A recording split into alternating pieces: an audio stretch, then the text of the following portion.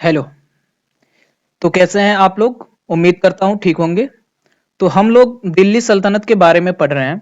दिल्ली सल्तनत में हम लोग गुलाम वंश और खिलजी वंश के सारे महत्वपूर्ण प्रश्नों को पढ़ लिया है। तो आज हम लोग दिल्ली सल्तनत में तुगलक वंश के बारे में सारे महत्वपूर्ण प्रश्नों को पूरा करेंगे।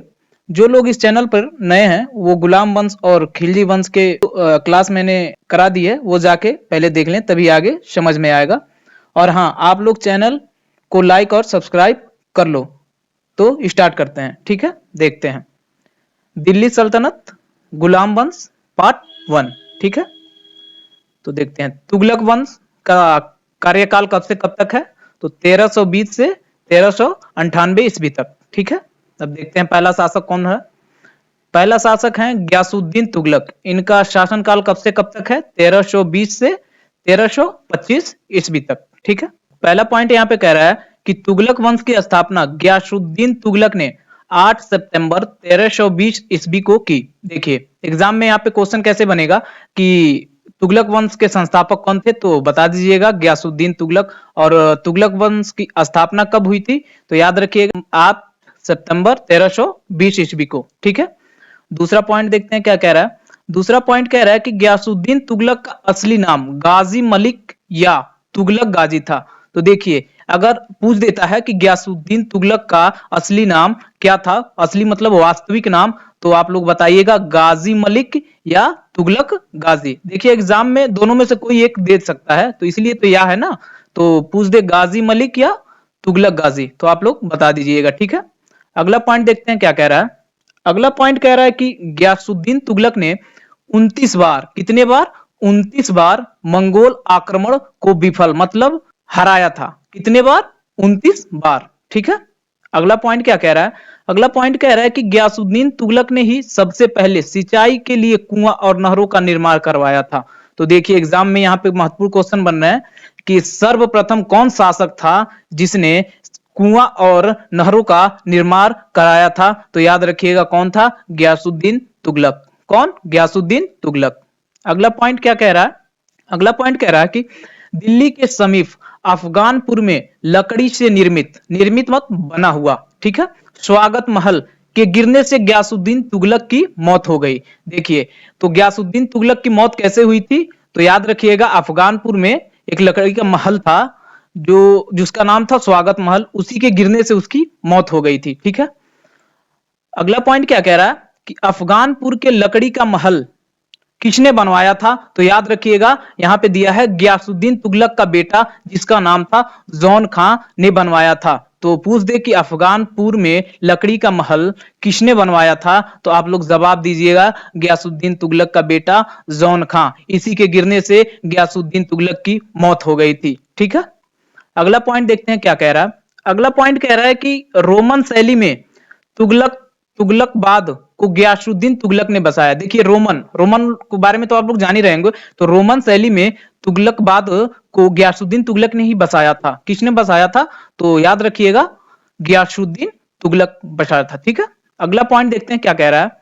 अगला पॉइंट कह रहा है कि निजामुद्दीन औलिया ने ग्यासुद्दीन तुगलक के बारे में कहा था दिल्ली अभी दूर है। देखिए ये बहुत ही महत्वपूर्ण और इंपॉर्टेंट क्वेश्चन है। ठीक है, कि किसने कहा था कि दिल्ली अभी दूर है, तो याद रखिएगा किसने कहा था? निजामुद्दीन औलिया। और किसके लिए कहा था, तो याद ये भी रखिएगा कि ग्यासुद्दीन तुगलक के लिए। तो ठीक है, निजामुद्दीन औलिया ने ग्यासुद्दीन तुगलक के बारे में कहा था कि दिल्ली अभी दूर है। ठीक है, अगला स्टार्ट हो जाता है मोहम्मद बिन तुगलक। कौन? मोहम्मद बिन तुगलक। इनका शासनकाल देखते हैं कब से कब तक है। तो इनका शासनकाल है 1325 से 1351 ईस्वी तक। ठीक है, देखते हैं पहला पॉइंट क्या कह रहा है। पहला पॉइंट कह रहा है कि मोहम्मद बिन तुगलक 1325 ईस्वी में दिल्ली की गद्दी पर आसीन मतलब बैठा। कब बैठा था मोहम्मद बिन तुगलक? 1325 ईस्वी में दिल्ली की गद्दी पे बैठा था। अगला पॉइंट कह रहा है कि मोहम्मद बिन तुगलक का असली नाम जौना खां था। तो याद रखिएगा जौना खां किसका नाम था? मोहम्मद बिन तुगलक का। किसका? मोहम्मद बिन तुगलक का। अगला पॉइंट देखते हैं क्या कह रहा है। अगला पॉइंट कह रहा है कि मोहम्मद बिन तुगलक ग्यासुद्दीन तुगलक का पुत्र था। देखिए मोहम्मद बिन तुगलक जो था ना, वो ग्यासुद्दीन तुगलक का पुत्र था। यही बनवाया था वो महल जिसको गिरने से गयासुद्दीन तुगलक की मौत हो गई थी। ठीक है, ठीक है, आगे बढ़ते हैं। अगला पॉइंट कह रहा है कि दिल्ली सल्तनत में सर्वाधिक पढ़ा लिखा विद्वान और योग्य शासक मोहम्मद बिन तुगलक था। देखिए, दिल्ली सल्तनत में सबसे ज्यादा पढ़ा लिखा योग्य शासक जो था ना, वो मोहम्मद बिन तुगलक था। तो यहाँ पे एग्जाम में आप लोगों से पूछ देगा कि दिल्ली सल्तनत में सबसे ज्यादा पढ़ा लिखा शासक कौन था, तो आप लोग जवाब दे दीजिएगा कौन था, मोहम्मद बिन तुगलक। अगला पॉइंट कह रहा है कि रक्त का प्यासा मोहम्मद बिन तुगलक को कहा जाता है। देखिए, एक और पॉइंट यहां पे बन रहा है, एग्जाम में कैसे पूछेगा कि रक्त का प्यासा किस शासक को कहा जाता है, तो याद रखिएगा किसको कहा जाता है, मोहम्मद बिन तुगलक को कहा जाता है। ठीक है, तो देखते हैं अगला पॉइंट क्या कह रहा है। अगला पॉइंट कह रहा है कि मोहम्मद बिन तुगलक का शिक्षक मौलाना गियासुद्दीन था। तो याद रखिएगा, मौलाना गियासुद्दीन किसका शिक्षक था, तो मोहम्मद बिन तुगलक का। किसका, मोहम्मद बिन तुगलक का। अगला पॉइंट देखते हैं क्या कह रहा है। अगला पॉइंट कह रहा है मोहम्मद बिन तुगलक का साम्राज्य 23 प्रांतों में बटा था। तो याद रखिएगा कितने प्रांतों में, 23 प्रांतों में बटा था। ठीक है, अगला पॉइंट कह रहा है कि मोहम्मद बिन तुगलक ने कृषि विकास के लिए दीवाने कोही विभाग की स्थापना की थी। तो यह भी याद रखिएगा आप लोग कि दीवाने कोही विकास विभाग की स्थापना किसने की थी, तो मोहम्मद बिन तुगलक। कौन, मोहम्मद बिन तुगलक। और एक और बात, दीवाने कोही किससे संबंधित है, तो कृषि विकास के लिए संबंधित है। ठीक है, अगला पॉइंट देख रहे हैं क्या कह रहा है। कह रहा है कि दिल्ली से राजधानी बदलकर देवगिरी मोहम्मद बिन तुगलक ने की थी। देखिए, यहां भी बहुत ही महत्वपूर्ण क्वेश्चन है कि दिल्ली से राजधानी बदलकर देवगिरी किस शासक ने की थी, तो आप लोग बताइएगा मोहम्मद बिन तुगलक ने की थी। किसने की थी, मोहम्मद बिन तुगलक ने। अगला पॉइंट कह रहा है देवगिरी का नया नाम दौलताबाद रखा गया। हाँ, और एक और बात कि देवगिरी का नया नाम क्या था, दौलताबाद। तो दौलताबाद किस जगह का नाम है, तो देवगिरी का बताइएगा। ठीक है, देवगिरी। अगला पॉइंट कह रहा है कि देवगिरी को कुवुतुल इस्लाम भी कहा जाता है। तो देखिए, कुवुतुल इस्लाम किसको कहा जाता है, तो याद रखिएगा देवगिरी को कहा जाता है। किसको, देवगिरी को। ठीक है, अगला पॉइंट देखते हैं क्या कह रहा है। अगला पॉइंट कह रहा है कि मोहम्मद बिन तुगलक ने दौलताबाद, जो देवगिरी का जो नया नाम था ना दौलताबाद, से पुनः राजधानी बदलकर 1335 ईस्वी में दिल्ली लाया।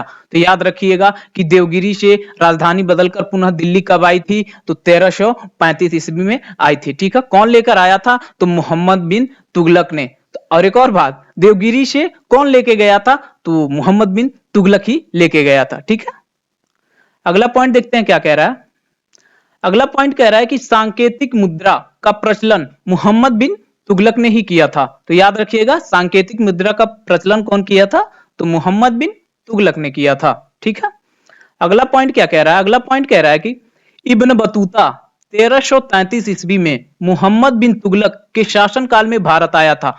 देखिए, ये भी महत्वपूर्ण क्वेश्चन है, बहुत बार कई एग्जामों में पूछ भी चुका है कि इब्न बतूता भारत कब आया था, तो याद रखिएगा 1333 ईस्वी में। और किसके शासन काल में आया था, तो ये भी बताइएगा मोहम्मद बिन तुगलक के शासनकाल में आया था। ठीक है, अगला पॉइंट कह रहा है किताबुल रहला के लेखक इब्न बतूता था। देखिए, एग्जाम में पूछ दे किताबुल रहला का लेखक कौन था, तो बताइएगा इब्न बतूता।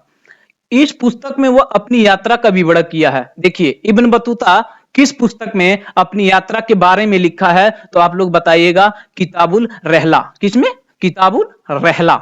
ठीक है, अगला पॉइंट देखते हैं क्या कह रहा है। अगला पॉइंट कह रहा है कि दिल्ली के सुल्तानों में मोहम्मद बिन तुगलक प्रथम सुल्तान था जो हिंदुओं के त्योहारों खासकर होली में भाग लेता था। देखिए, ये भी पूछ देगा आप लोग उस एग्जाम में कि वो कौन शासक था, वह दिल्ली का कौन सुल्तान था जो हिंदुओं के त्योहारों में भाग लेता था, तो आप लोग याद रखिएगा मोहम्मद बिन तुगलक। ठीक है, अगला पॉइंट क्या कह रहा है कि मोहम्मद बिन तुगलक की मृत्यु 20 मार्च सन 1351 ईस्वी में हुई थी। तो याद रखिए कि मोहम्मद बिन तुगलक कब मरा था, तो याद रखिएगा 20 मार्च सन 1351 ईस्वी में।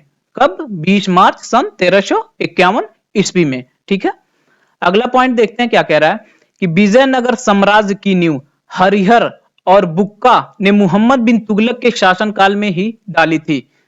ठीक है। और एक और बात यहाँ पे याद रखिए आप लोग कि विजयनगर साम्राज्य की नींव किसने डाली थी, तो याद रखिएगा हरियर और बुक्का ने डाली थी। और किसके शासनकाल में, तो मोहम्मद बिन तुगलक के शासनकाल में डाली थी। और कब, सन पूछ दे तो 1336 ईस्वी में। ठीक है। अगला देखते हैं क्या कह रहा है।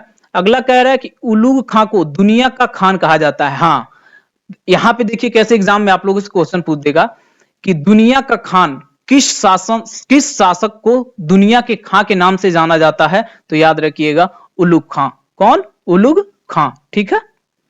तो आज के लिए बस, तो आज इस वीडियो में इतना रखते हैं।